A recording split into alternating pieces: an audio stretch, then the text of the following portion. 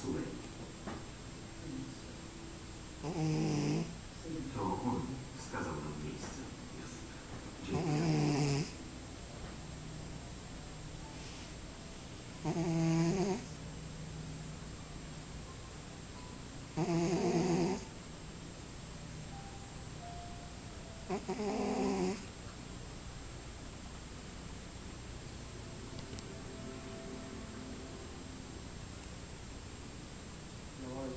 Jeśli chce pani zobaczyć małą, musi pani powiedzieć wszystko, co pani wie.